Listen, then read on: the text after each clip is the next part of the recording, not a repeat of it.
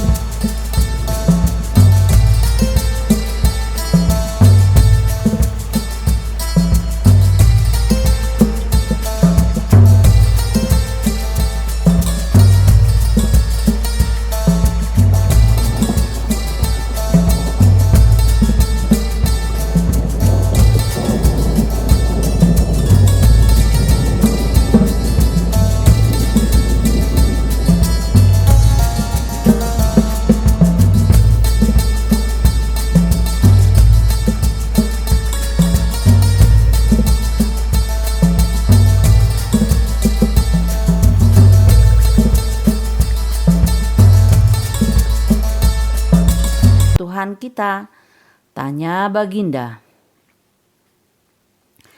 Di dalam pikiran, wahai Paduka yang mulia, jawab Abu Nawas tanpa sedikit pun perasaan ragu. Tuanku yang mulia, lanjut Abu Nawas, ketidakterbatasan itu ada karena adanya keterbatasan. Dan keterbatasan itu ditanamkan oleh Tuhan di dalam otak manusia. Dari itu manusia tidak akan pernah tahu di mana batas jagat raya ini. Sesuatu yang terbatas tentu tak akan mampu mengukur sesuatu yang tidak terbatas. Baginda mulai tersenyum karena merasa puas mendengar penjelasan Abu Nawas yang masuk akal. Kemudian Baginda melanjutkan teka-teki yang kedua.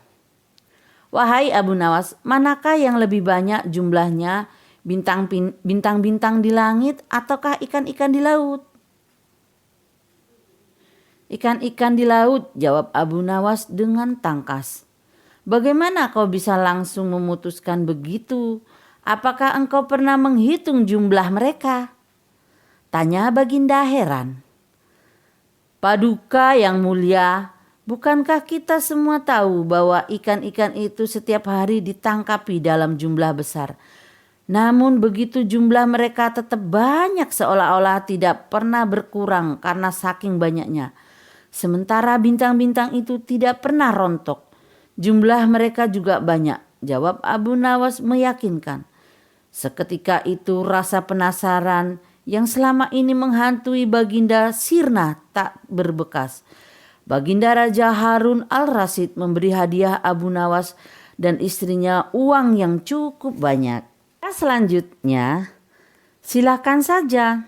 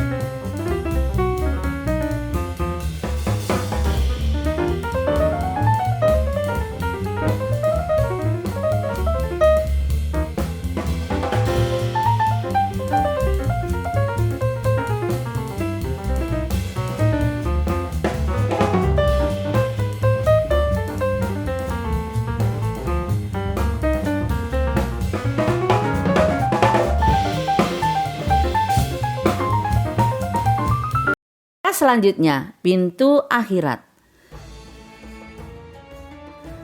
Tidak seperti biasa, hari itu Baginda tiba-tiba ingin menyamar menjadi rakyat biasa. Beliau ingin menyaksikan kehidupan di luar istana tanpa sepengetahuan siapapun agar lebih leluasa bergerak. Baginda mulai keluar istana dengan pakaian yang amat sederhana layaknya seperti rakyat jelata. Di sebuah perkampungan, beliau melihat beberapa orang berkumpul. Setelah Baginda mendekat, ternyata seorang ulama sedang menyampaikan kuliah tentang alam barzah. Tiba-tiba ada seorang yang datang dan bergabung di situ. Ia bertanya kepada ulama itu, "Kami menyaksikan orang kafir pada suatu waktu dan mengintip kuburnya. Tetapi kami tiada mendengar mereka berteriak, tidak pula melihat penyiksaan-penyiksaan yang katanya sedang dialaminya. Maka bagaimana cara membenarkan sesuatu yang tidak sesuai dengan yang dilihat mata?" Ulama itu berpikir sejenak, kemudian ia berkata, "Untuk mengetahui yang demikian itu harus dengan panca indera yang lain. Ingatkah kamu dengan orang-orang yang sedang tidur?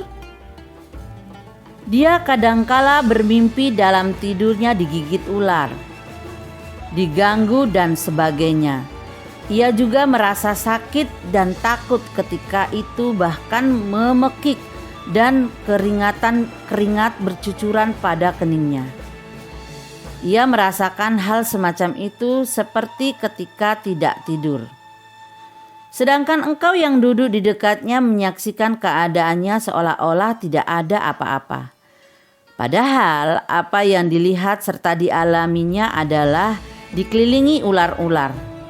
Maka jika masalah mimpi yang remeh saja sudah tidak mampu mata lahir melihatnya, mungkinkah engkau bisa melihat apa yang terjadi di alam barzah?" Baginda Raja tersentak, terkesan dengan penjelasan ulama itu. Baginda masih ikut mendengarkan kuliah itu. Kini ulama itu melanjutkan kuliahnya tentang alam akhirat. Dikatakan bahwa di surga tersedia hal-hal yang amat disukai nafsu, termasuk benda-benda. Salah satu benda-benda itu adalah mahkota yang amat luar biasa indahnya. Tak ada yang lebih indah dari barang-barang di surga, karena barang-barang itu tercipta dari cahaya. Saking indahnya, maka satu mahkota jauh lebih bagus dari dunia dan isinya. Baginda makin terkesan. Beliau pulang kembali ke istana. Baginda sudah tidak sabar ingin menguji kemampuan Abu Nawas. Abu Nawas dipanggil Baginda ke kerajaan.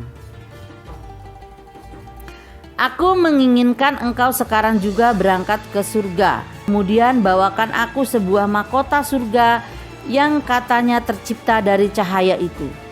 Apakah engkau sungguh atau sanggup, Abu Nawas?" "Sanggup, Paduka yang mulia," kata Abu Nawas, langsung menyanggupi tugas yang mustahil dilaksanakan itu.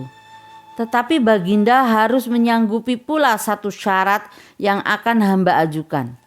"Sebutkan syarat itu," kata Baginda Raja. "Hamba mohon Baginda menyediakan pintunya agar hamba bisa memasukinya."